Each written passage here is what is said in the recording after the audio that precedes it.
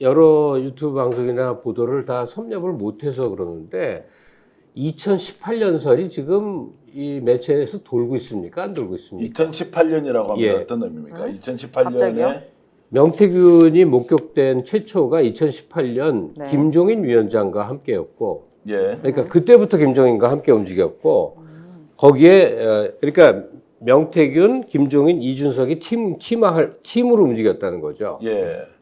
그리고 가다 나중에 김건희가 얹혀지고 이제 대선에서 역할을 하고. 제가 알기로는 2018년도는 이제 저기 김영선 의원이 경남도지사 준비한다고 일단 창원으로 내려갔죠. 2018년 그 자리에 자기도 가서 봤다는 전직 국회의원이 증언을 한 거죠. 그 말씀은 정확한데요. 네. 2018년부터 이제 창원도지사, 경남도지사에 출마하지 못하면서 김영선이 알고 있던 모든 네트워크를 명태균에게 소개하는 시간이에요. 그러면서 2018년, 19년도에 이제 만났을 겁니다. 그러나 구체적으로 뜻을 품고 이걸 실행했던 것은 2021년도 초에. 네. 아니 근데 제가 관심을 가진 거는 예. 제일 중요한 거는 김건희와 함께한 국정농단 선거 개입, 예. 국정농단 문제인데 네. 망외로 김종인과 엮여져서 이 모든 일의 흐름이 있어 왔지 않느냐. 김종인 위원장은 그때 민주당 이제 비대위원장을 하다가 사퇴를 하고 나와 있는 상태였고, 네.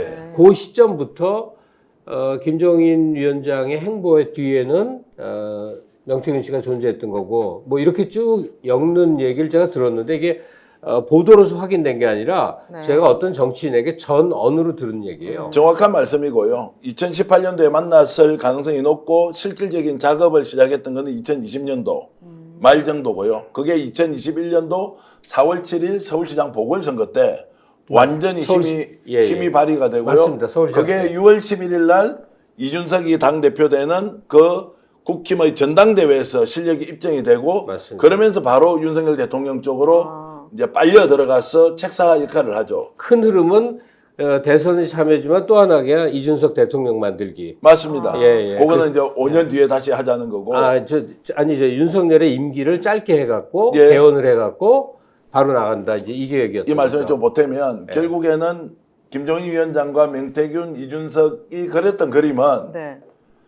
대선 후보가 누가 되든 우리가 그려놓은 판 위에 올라서는 사람이 그렇죠. 무조건 정권을 가져간다. 정권 교체를 할 수 있다. 라고 이제 생각했던 것이고 거기에 간택이 된 사람이 윤석열 후보였어요. 그래서 2년짜리 맞습니다. 개헌 대통령을 해서 개헌을 한 다음에 아마 이원 집정부제 같은 걸로 해서 이준석을 대통령 만든다까지가 그림의 완성인데 중간 과정인 거죠 지금. 얼마나 웃긴 거예요. 제대로 정정당당하게 하지도 않고 여론 조작을 통해서 무슨 대한민국의 대통령을 뽑으니까 자, 지금 이 대통령 모양이 만들기가 제일 쉬웠대요. 자, 이제 조작인지 아닌지 그거는 이제 우리가 섣불리 얘기할 수는 없고 어쨌든 경향이나 방향을 그렇게 끌고 갔다 정도만 하고요. 자, 여기에서 5월 10일 날 이제 공천이 되지 않습니까? 5월 10일 날 아까 반발이 엄청 나왔다고 얘기를 했는데요. 이준석 당시 당대표가 김영선을 지지하면서 선거 유치를 하는데 묘하게 얘기를 합니다. 다른 의도가 아니라 있는 그대로 여러분들께 들려드릴 테니까요. 이준석 대표가 김영선 후보에게 어떻게 지지하는지 그 목소리 한번 들어보시겠습니다. 제가 그냥 속 시원하게 말씀드리겠습니다. 우리 김영선 후보, 뭐 저랑도 좋은 인연이 있고 무엇보다도 우리 대통령과 또 가까운 위치에서 좋은 인연이 많습니다. 다 알고 계시죠? 자, 저런 이야기는 이제 일반적으로 하는 발언이다라고 하면 별게 아닌데 이걸 알고 지금 보니까 보다시피 네. 이걸 알고 보니까 네. 정확하게 지적하고 있구나 라는 생각이 좀 듭니다. 오 대표. 그럼 명태균 씨는 김영선 씨를 통해서 이렇게 쭉 다 소개받아서 온 거예요? 네. 첫 사람이 김영선 의원과 그 다음에 김종인, 이준석, 뭐 오세훈 이렇게 간 예, 거군요. 그 여론조작 관련해서는 사실 뉴스타파 보도를 보니까 분석을 했더라고요. 이게 조작인지 아닌지에 대해서. 아니 근데 여론조작 얘기 말고 지금 이준석 발언을 우리가 듣고 네. 거기에 대한 지금 코멘트였잖아요. 네. 그러니까 대통령과 특별한 사이입니다라고 자랑해 준 게 결국은 김건희 픽이라는 거를 우회적으로. 안에 담고 있었던 그런 얘기인 거죠. 전체 그림을 알고 보니까 네. 이준석 대표가 했던 거 한 번만 더 듣고 우리 김종인 아니요 죄송합니다. 김종우. 김종우 박사님을 갑자기 정치 10단을 만들어 주시고 어떻게 이제 평가하시는지 보기로 하고요. 이준석 대표가 했던 선거 유세 과정의 발언 한 번만 더 듣겠습니다. 제가 그냥 속 시원하게 말씀드리겠습니다. 우리 김영선 후보 뭐 저랑도 좋은 인연이 있고 무엇보다도 우리 대통령과 또 가까운 위치에서 좋은 인연이 많습니다. 다 알고 계시죠?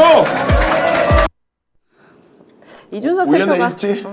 아니 뭐 아마 저기 이준석은 그러겠죠. 아니 선거 때 다 이렇게 하는 거 아닙니까? 그냥 대통령 관계 이렇게 덕담이다. 얘기할지 모르겠습니다만 이준석이 명태균이라는 사람을 모르는 게 아니지 않습니까? 명태균을 잘 알겠죠. 그다음에 지역에서 김영선이라는 사람이 전략공천을 받을 거라고 상상하지 못했다라는 건 아까 기사 내용에도 어떻게 김영선이라는 잊혀진 정치인, 흘러간 정치인, 그러니까요. 그리고 경기도 고양 지역에서 나왔던 정치인이 갑자기 경남에 뜬금없이 내려와서 경남 도지사 하겠다고 난리를 치고 있다가 어느 날 전략공천을 받았다라고 얘기하면 저기 뒤에 뭐가 있는 거 아니야?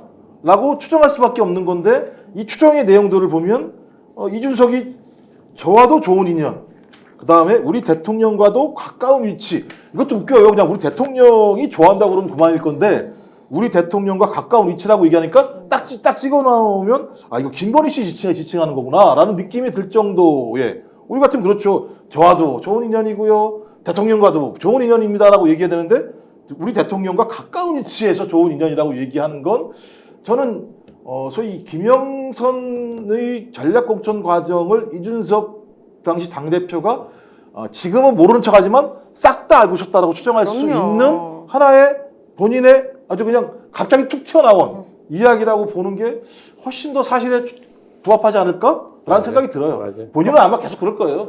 아니다 이렇게 예를 들면 계속 쉴드를 칠지 모르겠습니다만 이제 시간 지나 보십시오. 이준석 의원이 지금 한 행동을 보면 자기에게 문제가 다가올 것 같으면 그 내용을 다른 내용으로 기자에게 사실을 갖다 유포해서 계속 프레임을 바꾸려고 했었거든요. 근데 저런 내용도 하나하나 나오기 시작하면 이 상황을 이준석은 다 알았구나라고 많은 사람들이 이제 알게 되겠죠. 자, 그래서 네. 공천 8회 전에 김건희 여사가 주는 선물이다. 오늘 여사님 전화 왔는데 내 고마움 때문에 김영선 걱정하지 말고, 자, 했던 발언 한 번만 더 들어보고 오겠습니다.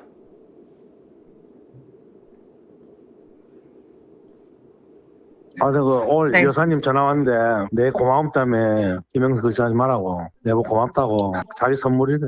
하여튼 입 조심해야 돼요. 알겠습니다. 알면 네네네. 난리 뒤집어진다. 다른 사람들 투자도 안 하나. 안 그래요? 자, 명태균 대표, 제가 이것을 찾아냈습니다. 제가 연락을 계속 드리고 문자도 하는데 연락 한번 해 주시죠. 이게 얼마나 본인이 지금 용산을 컨트롤하는데 큰 도움이 되겠습니까? 그러면 저한테도 연락하면서 어떻게 앞으로 상황을 끌고 가실지 얘기 좀 해 주십시오. 많은 분들이 네. 공익제보 위치로 나와서 있는 그대로 얘기하고 차라리 명태균은 법적 잘못이 있으면 책임을 져라, 이런 얘기가 이제 많이 나오고 있고요. 저는 요즘 많은 기자들, 장윤선 기자도 그렇고 명태균 씨랑 대면을 하지 않습니까? 주진우도 그렇고. 저는 뭐 그런 기회는 없지만 만약에 만난다면 물어보고 싶어요. 당신이 그래 탁월한 능력으로 윤석열을 대통령 만들었다. 그래서 2년 반 국정을 해본 걸 당신도 지켜봤을 텐데 어떻게 생각하느냐, 이 나라의 현재 모습을. 그리고도 전혀 뭐 잘했다는 소리 나오면 할 말 없는데, 만약에 현재 국정이 문제고 안보가 위태롭고 경제가 폭망 중이고 상황인식을 만약에 하고 있다면 정말로 호소하고 싶어요. 이 정권의 실체가 무엇인지를 까발겨줄 너무나 많은 자료를 갖고 있는 유력한 사람이에요.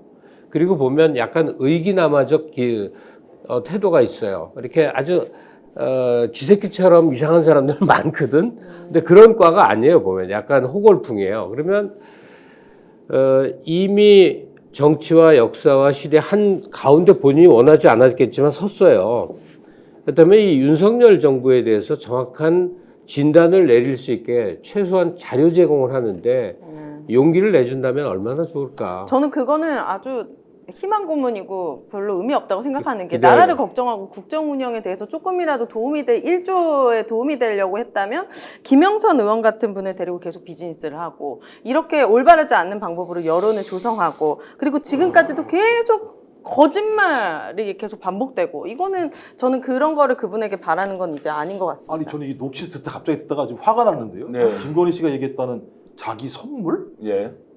아니 공천이 선물입니까? 그것도 김건희 부인이 여사 그렇게 얘기하고 자기가 뭔데 아니, 그러니까 공천을 자기가 공천은 정당이 국민에게 좋은 어떤 정치인이니까 뽑아주십시오라고 올려놓는 자리인데 그것도 예를 들면 그냥 공천하면 되는 지역에서 대통령 부인이라는 자가 자기 선물이라고 얘기를 하는 논리가 작용이 되고 그것이 현실이 되고 그래서 그 사람이 국회의원이 되고 그런 국회의원의 권력을 가지고 그 옆에서 이것을 농단했던 명태균 씨 같은 사람이 다시 그 지역 내에서 큰 힘을 발휘하는 이따고 씨 갑자기 저 선물이란 말이 갑자기 확 스픽스는 말하는 언론입니다. 대세는 유튜브, 그중에서 스픽스.